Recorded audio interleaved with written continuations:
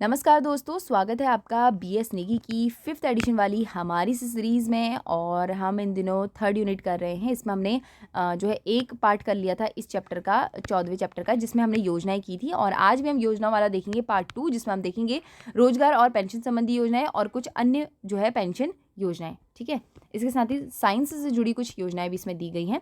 Start करेंगे Tillu Rauteli pension योजना से। तो तिल्लू रौतेली पेंशन योजना क्या है ना, जो कृषि करते हुए कुछ लोग, आपने देखा होगा कृषि करते हुए कुछ लोग क्या होते हैं, कुछ लोग क्या हो जाते हैं, दिव्यांग हो जाते हैं ना। पर वो 20 से 40% तक जो दिव्यांग होते हैं उन्हीं लोगों को 1200 रुपये प्रति माह जो है गवर्नमेंट देती है। तो इसमें यही लिखा गया है कि तिल्लू रौतेली पेंशन योजना है 1 अप्रैल 2014 के तहत कृषि कार्य में लगे 20 से 40% दिव्यांग हुई महिलाओं पुरुषों को ये पेंशन की सुविधा दी जाती है। और इस पेंशन की राशि कितनी है, 1200 रुपये प्रति माह। आगे है राज्य वृद्धावस्था पेंशन योजना। तो राज्य वृद्धावस्था पेंशन योजना 2014 से स्टार्ट हुई। इसमें 800 रुपये पहले प्रति माह दिए जाते थे, लेकिन साल 2022 में क्या हुआ, ये पैसे को बढ़ाकर 1500 रुपये कर दिए गए। यानी कि हमारे राज्य में जितने भी वृद्ध लोग हैं जिनकी उम्र जो है 60 साल से ऊपर है, उनको जो है 1500 रुपये गवर्नमेंट देती है।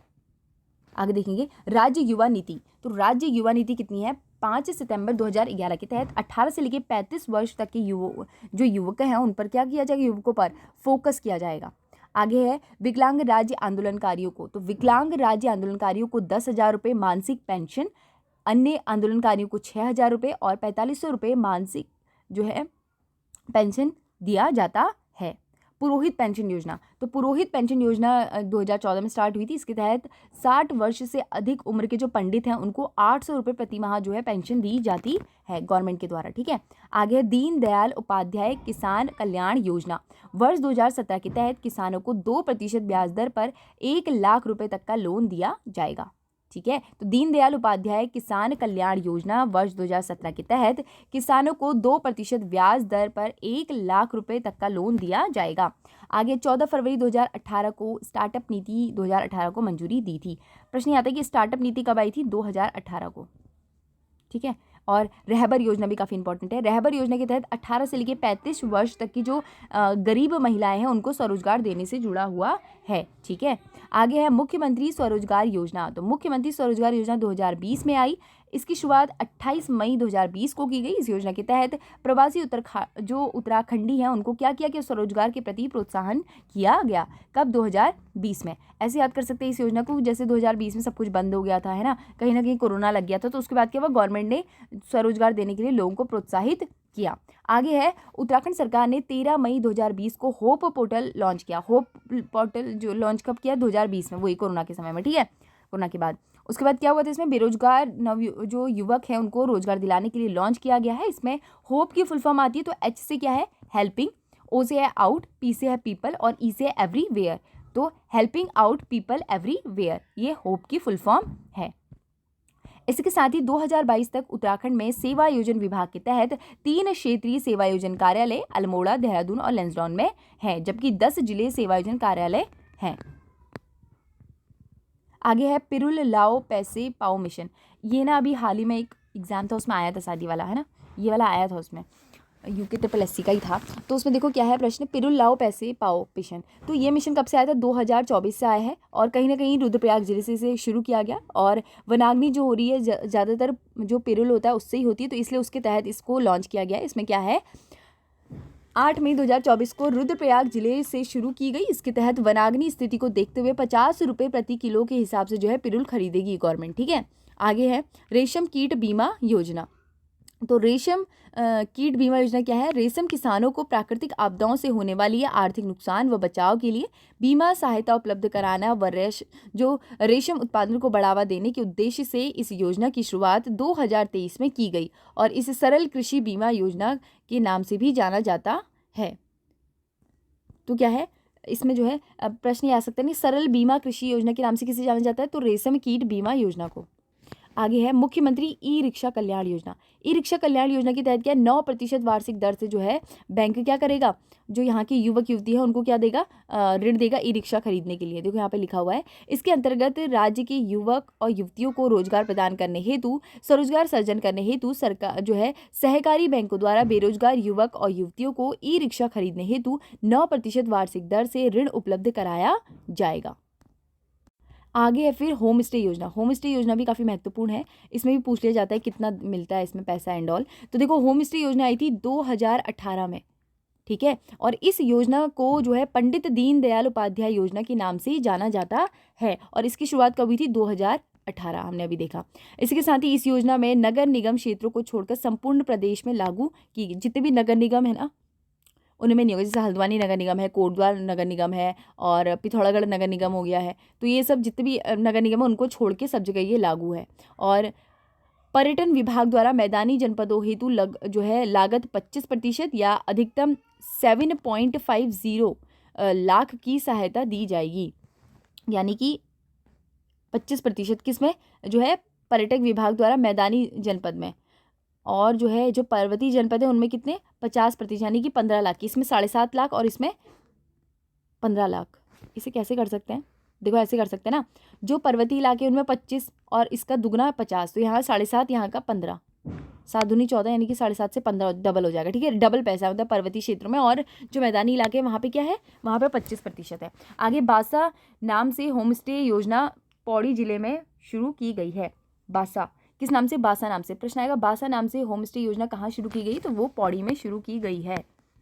उत्तराखंड किसान पेंशन योजना, ये इंपॉर्टेंट है।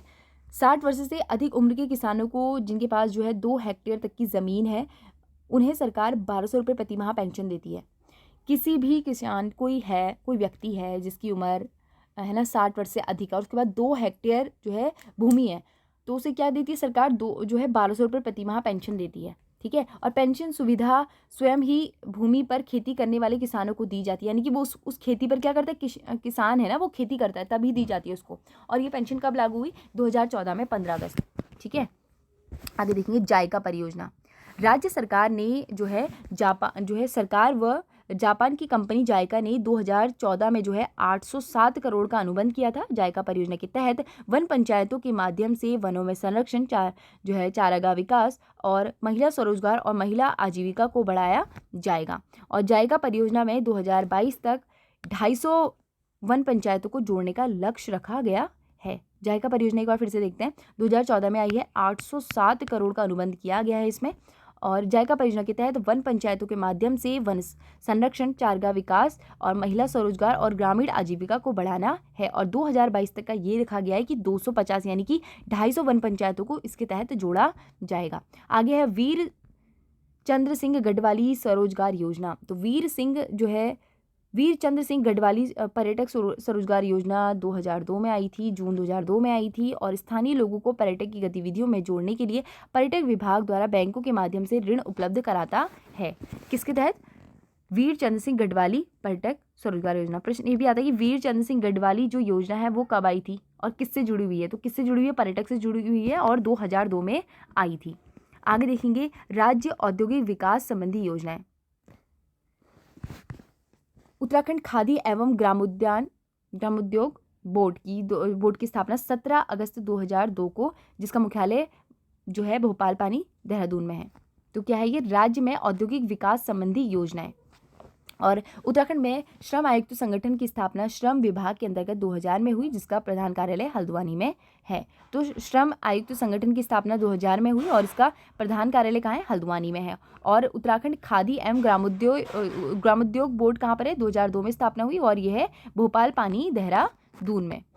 आगे ग्रोथ सेंटर योजना। अब देखो ग्रोथ सेंटर योजना राज्य सरकार ने स्थानीय उत्पादकों एवं जो है सेवाओं को राष्ट्रीय एवं अंतर्राष्ट्रीय बाजार तक स्थापित करने के लिए 2018 में ग्रोथ सेंटर जो है शुरुआत की थी। अब यहाँ पर है, ये काफ़ी इंपॉर्टेंट है, इसको देख लेते हैं। मुख्यमंत्री मत्स्य संपदा योजना व मत्स्य विकास से संबंधित जो है नवोन्मेषी योजना है। तो शुरुआत कब इसकी? 2023 में, ठीक है। 2023 में क्या हुई? इसकी शुरुआत हुई, ठीक है। तो उद्देश्य क्या है इसका? मछली पालन को बढ़ावा देने हेतु सब्सिडी प्रदान करना, ठीक है। और 3% सब्सिडी जो है राज्य सरकार की ओर से और 2% सब्सिडी जो है केंद्र सरकार की ओर से देने का प्रावधान है, यानी कि टोटल 5%। 3% कौन देता है? अपना राज्य देता है, और 2% कौन? केंद्र सरकार देता है। इसके तहत 4000 लोगों को मछली पालन व्यवसाय से जोड़ने का लक्ष्य रखा गया है और इस योजना की अवधि 5 वर्ष की है। और राज्य में जो है ट्राउट मछली की मांग पूरा करने के लिए हेतु जो है डेनमार्क से 13 लाख जो है ट्राउट आउट ओवा का आयात किया जा रहा है। ठीक है, और ट्राउट मछलियों के विपणन हेतु सरकार द्वारा आईटीबीपी के साथ अनुबंध किया गया है। और मछलियों की सेल्फ लाइफ कम होने के कारण मार्केटिंग हेतु जो है केंद्रीय जो है मात्स्यिकी प्रौद्योगिक संस्थान कोच्चि में है, इससे जो है इसके साथ क्या किया गया है, एमओयू हस्ताक्षरित किया गया है। किसके साथ, ये ध्यान में रखना है, केंद्रीय मात्स्यिकी प्रौद्योगिकी संस्थान कोच्चि के साथ किया गया है। ठीक है, जिसके तहत प्रसंस्करण यूनिटों की जो है स्थापना की गई है। और राज्य में मत्स्य क्षेत्र में समग्र विकास हेतु पर्वतीय व मैदानी क्षेत्रों में ये योजना संचालित की जा रही है। इस योजना के अंतर्गत एक पूर्ण महिला आधारित गतिविधियां मत्स्य सहेली योजना का प्रारंभ किया गया है, जिसमें प्रथम बार महिलाओं हेतु 60% अनुदान की व्यवस्था की गई है। और उधम सिंह नगर में होलसेल फिश मार्केट की स्थापना की जा रही है। और वर्ष 2024-25 के अनुसार राज्य में सर्वाधिक मछली उत्पादक जिले कौन कौन से हैं, देख लेते हैं। पहला है उधम सिंह नगर के बाद हरिद्वार और फिर है देहरादून। ये इंपॉर्टेंट है। ठीक है, और ये ना फिश मार्केट कहाँ स्थापित की जा रही है, उधम सिंह नगर में। आगे देखेंगे राज्य में पर्यावरण संबंधी योजनाएं। देखो, राज्य में चाल खाल योजना का संबंध जल संचय से है। राज्य जल निधि योजना 2019 में मंजूरी मिली इसको, जल नीति योजना। ठीक है, जल नीति। हिमालय दर्शन योजना 2015 में शुरू हुई। इस योजना के तहत हेलीकॉप्टर के माध्यम से हिमालय श्रृंखला का दर्शन जो है कराया जाएगा। और पर्यावरण सुरक्षा को बढ़ावा देने के लिए 2015 में मेरा पेड़ मेरा धन योजना शुरू की गई।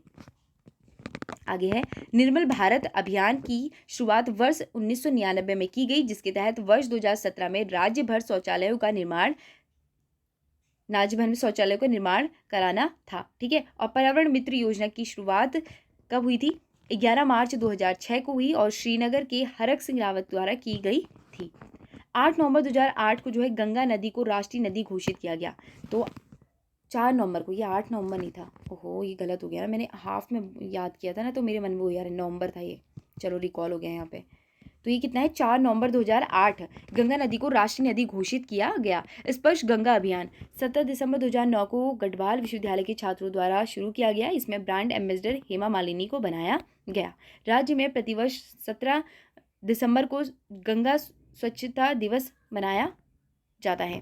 राज्य सरकार पर्यावरण के क्षेत्र में गणरत्न सम्मान, सीसीआई ग्रीन अवार्ड और हिमालयन एनवायरनमेंट अवार्ड देती है। और पर्यावरण क्षेत्र में जो है सुरक्षा के उल्लेखनीय कार्यों के लिए राज्य सरकार पीताम्बर पंत राष्ट्रीय पर्यावरण फेलोशिप भी देती है। और उत्तराखंड सरकार ने NAMP जिसे कहा जाता है कार्यक्रम की शुरुआत, जिसका संबंध क्या है, वायु गुणवत्ता पर निगरानी रखना है, निगरानी कार्यक्रम है ये। ठीक है, आगे देखेंगे नमामि गंगे योजना। इसको एक बार रिपीट कर लेना वरना एकदम से हो नहीं पाएगा। नमामि गंगे अभियान को 2014 में केंद्र सरकार द्वारा फ्लैगशिप जो है कार्यक्रम के तहत अनुमोदित किया गया। राज्य में 7 जुलाई 2016 को नमामि गंगे योजना की शुरुआत ऋषिकुल मैदान हरिद्वार से हुई। कब हुई, 2016 में। और फेलोशिप कब मिली, 2014 में। ठीक है, ध्यान में रखना। आगे है नमामि गंगे योजना के तहत भागीरथी, अलकनंदा, गंगा और मंदाकिनी नदियों को शामिल किया गया। और इस योजना के तहत जैव विविधता संरक्षण केंद्रों की स्थापना की जाएगी, जिसमें से जो है 2 जैव विविधता संरक्षण केंद्र ऋषिकेश व देहरादून में बनाए जाएंगे। आगे है नमामि गंगे योजना में प्रथम चरण के तहत गंगा तट पर बसे गाँवों को गंगा ग्राम योजना के तहत विकसित किया जाएगा। ठीक है, ये हमने आज कंप्लीट कर लिया है। इसके अलावा ये हमें देखना है अब है विज्ञान एवं प्रौद्योगिकी संबंधित योजनाएं। तो देहरादून के झाझरा में विज्ञान धाम साइंस सिटी का विकास किया जा रहा है। हाँ ठीक है, अभी भी है वहाँ पे साइंस सिटी है। ठीक है, और उत्तराखंड अंतरिक्ष जो है उपयोग केंद्र की स्थापना 21 सितंबर 2005 को स्वायत्त शासी संस्था के रूप में देहरादून में की गई। उत्तराखंड विज्ञान एवं प्रौद्योगिकी परिषद स्थापना 2005 में की गई। ठीक है, 21 फरवरी 2005 में। उत्तराखंड में विज्ञान शिक्षा एवं अनुसंधान केंद्र 2 फरवरी 2006 को हुआ ये। पंडित दीनदयाल उपाध्याय विज्ञान ग्राम शकुल परियोजना 2017 में आई। इसके अलावा साइबर संकट प्रबंधन योजना, उत्तराखंड सरकार ने साइबर हमलों एवं साइबर आतंकवाद का मुकाबला करने के लिए इस योजना की शुरुआत 2020 में की थी। उत्तराखंड जैव प्रौद्योगिकी परिषद की स्थापना 2003 में राज्य जैव प्रौद्योगिकी कार्यक्रम के तहत हुई, जिसका नाम 2014 में उत्तराखंड जैव जो है प्रौद्योगिकी परिषद के नाम पर रखा गया, जिसका मुख्यालय कहाँ है? पंतनगर उधम सिंह नगर में स्थित है। आगे है सोलर सिटी का विकास देहरादून में किया जा रहा है। तो सोलर सिटी का विकास कहाँ किया जा रहा है? देहरादून में किया जा रहा है। और नैनीताल के पटवाड़ा डागर जो है वहाँ पे क्या है? पटवाड़ा नगर जो है, पटवाड़ा नगर में वहाँ जैव प्रौद्योगिकी अनुसंधान संस्थान की स्थापना की जा रही है। जैव प्रौद्योगिकी अनुसंधान संस्थान की स्थापना, ठीक है। और उत्तराखंड पर्यटक विकास बोर्ड द्वारा खगोल विज्ञान के क्षेत्र में रुचि एवं उत्तराखंड के प्रति आकर्षक बढ़ाने हेतु नक्षत्र सभा मसूरी में खोलने की जो है पहल की जा रही है। आगे है उत्तराखंड राज्य विज्ञान एवं प्रौद्योगिकी परिषद, ये यूकॉस्ट है, ठीक है। Uttarakhand state council of science and technology, UCOST भी देहरादून में है। और विज्ञान एवं प्रौद्योगिकी विभाग के अंतर्गत जो है कार्यरत Uttarakhand state council for science and technology Uttarakhand सरकार का एक स्वायत्त निकाय है। और यूकॉस्ट के अंतर्गत प्रमुख कार्य कौन कौन से? साइंस सिटी की स्थापना देहरादून में हुई है, मानसखंड विज्ञान केंद्र अल्मोड़ा में और विज्ञान केंद्र चंपावत में।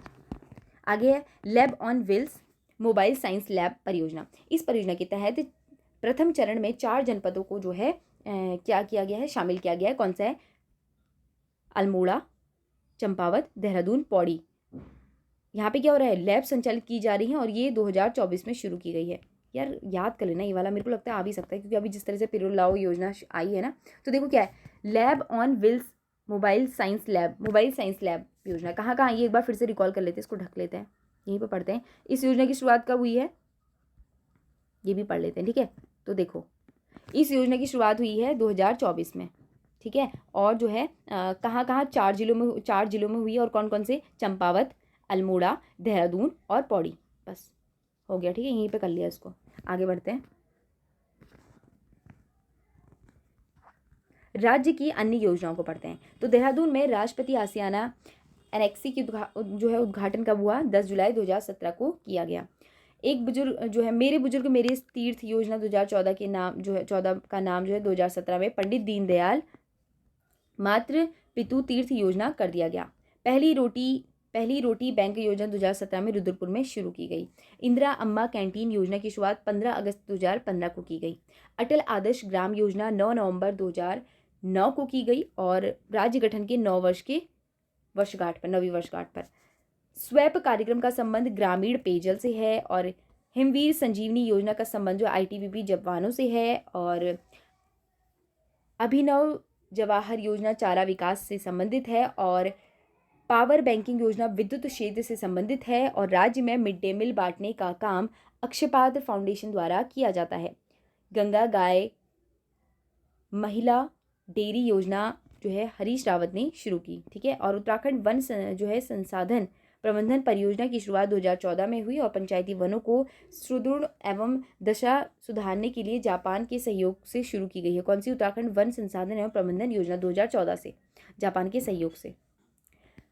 आगे है राज्य में 2020 में क्या है? टेली मेडिसिन सेवा आरंभ की गई, जिसके अंतर्गत ई संजीवनी OPD संपूर्ण राज्य में संचालित की जा रही है। कब से? 2020 से। उत्तराखंड में हमारा स्कूल हमारा वृक्ष योजना 2015-16 में शुरू की गई।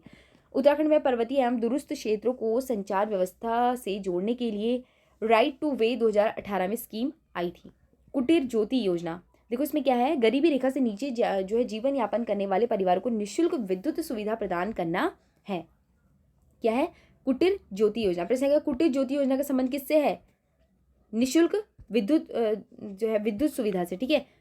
FL2 नीति का संबंध किससे है? तो FL2 नीति का संबंध किससे है? ये भी आया था पेपर में। FL2 नीति का संबंध किससे है? शराब नीति से। आगे देखेंगे वाइब्रेट विलेज प्रोग्राम। इसके तहत क्या है? जो सीमावर्ती गांव है ना, वहाँ पे जो है लोगों का आवागमन बढ़े, है ना, वहाँ पे पर्यटक वो बढ़े, इसलिए इसको शुरू किया गया। देखो यहाँ पे लिखा हुआ है सीमावर्ती गांव में निवासियों के जीवन स्तर को बेहतर बनाने के लिए। देखो पर्यटक बढ़ेगा तो उनका जो निवासियों का स्थान जो उनका जीवन स्तर वो बढ़ेगा ना, तो वही यहाँ पे दिया गया है कि सीमावर्ती गाँव में निवासियों के जीवन स्तर को बेहतर बनाने के लिए ये योजना केंद्रीय वित्त जो है पोषित योजना है। इसमें केंद्र सरकार द्वारा वित्तीय वर्ष 2022-23 में बजट की घोषणा भी की गई थी। सेंटर ऑफ एडिलेक्स योजना, देखो सेंटर ऑफ, ये इंपॉर्टेंट है, एक्सीलेंस योजना। उत्तराखंड सरकार द्वारा आर्टिफिशियल इंटेलिजेंस AI मिशन को सफल बनाने के लिए इस योजना की शुरुआत की गई है। अब ये ऐसा हो रहा होगा ना कि एक ही बार में पढ़ जैसे दिया, इनको दोबारा देखना पड़ेगा तो ही होगा, ठीक है। इसको रिपीट करके देखना तब आएगा समझ में। अब हम कल देखेंगे उत्तराखंड में भू कानून, और जो है भू कानून है यूसीसी है, तो ये इंपॉर्टेंट है, अभी ट्रेंडिंग टॉपिक है, इसे देखेंगे कल वाले उसमें। Thank you and thank you so much. इसके अलावा इसमें हम करेंगे एमसीक्यू भी, ठीक है। Thank you and thank you so much.